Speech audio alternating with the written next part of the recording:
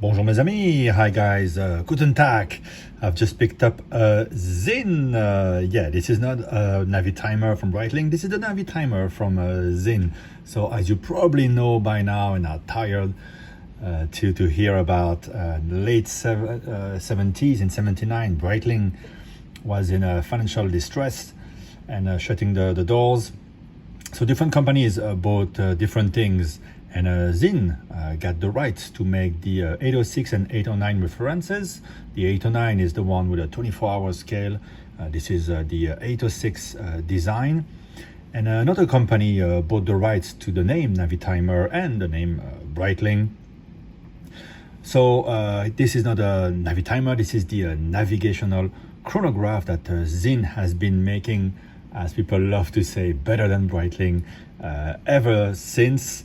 And I'm sure Breitling today regrets obviously selling the rights to it, especially since Sinn is making it, as I said, probably better and for less than half the price. I got a nice discount on this one. And I didn't really pay too much attention about this model until I saw it in person. I had seen a sort of vintage Sinn 806 type, or actually it was an 809 type, in a dealer's window, and I thought that was really cool. What a fun way. I always wanted to have a Navitimer, but never really bought one.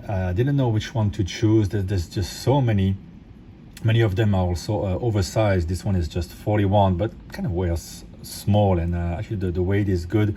Kind of tall to put everything in, but just wears great. And when I saw this at my local AD, he said, we sell Sinn, but we never get these. And then I checked a bit, and there's not many of them on Chrono 24. So that's two reasons probably, is that Sinn doesn't overproduce its pieces, and that people keep them. It's a really serious company. They make instruments for professionals, for the armed forces, the enforcement forces as well, in the water, on the ground, in the air. And they just build everything to last, and people like that ethos. They always go the extra mile with using submarine steel, tegmented treatments. And I think for this navigational chronograph reference 903.040, they also go the extra mile. What really struck me, apart from all the polished elements that really shine, is the beautiful bracelet, and how the dial just looks so beautiful. It has a very nice treatment, kind of matte. I like that the black one doesn't have the 14R. The indices appear more like green. You can see a very good lume. And the impression is, I just love this dial, which is very close to the crystal. As you can see, the chronograph seconds hand almost touches the double dome crystal with I believe it's got some AR coating here.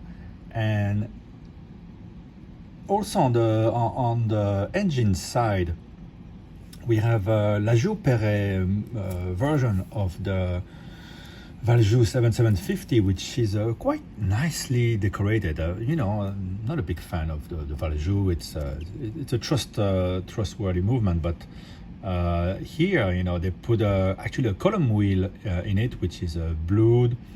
The decoration is actually quite pleasant. You get the right angle for you. Really a good looking movement. They also add, if you know the Valjoux, instead of a pusher for the date, you can adjust it with the crown.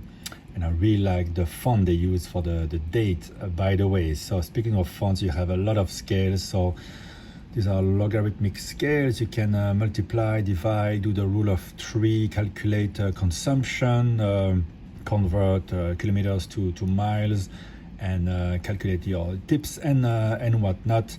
I will learn it with the little booklet that I received from the company. I've removed 3 links. You get 2 half links on each side, and I think I will replace one of the half with a with a full link, get a bit more breathing room. They give you the tool to remove the bracelets. And here is a little outside shot. I've actually just resized it.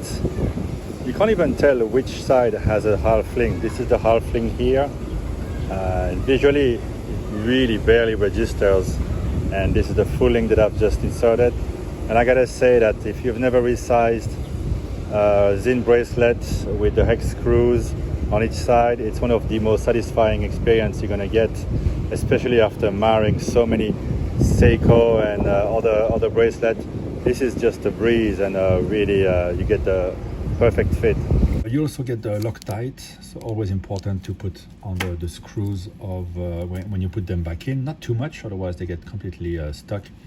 And yeah, the watch just looks great. So this is not a turning bezel like the Breitling. You turn the bezel with this crown here, and it's pretty firm. It's not that easy actually to turn it, and you couldn't really do it on the wrist, which is maybe one of the downside of this. Here you have the sunken in counter with a bit of finishing, circular finishing for the minutes, as you can see, the hours at the bottom, and the running seconds on the 9 o'clock. Just really loving the watch. It's like almost irresistible. I had to have it. I never had a Navitimer. I wanted to have that look one time, and it's just such a dude kind of look. So the start-stop is actually just the right type of feel that I like. It's positive, not too difficult. The reset you need to push with quite some force. So otherwise it doesn't properly reset. But yeah, the date is nicely hidden there at the 4:30, and yeah, I'll update you a bit on the wearing experience as time goes. You can zoom in, you can see the Sinn signature. And finally, I would say that one of the reasons why I didn't want to buy a modern Breitling is I don't really want to give money to a private equity fund. I'd rather give it to Lothar Schmidt, who's been steering Sinn in the perfect direction, really serious since 93, I believe. And yeah, I find the Sinn a lot more endearing than the big machine that Breitling is. But opinions may differ. Let me know in the comments what you think about this watch. This very cool. It's a dude's watch, a dude's look, a classic that you gotta own one day, and I'm glad that I own it with the Sinn 903. Thank you for watching, guys. Bye bye.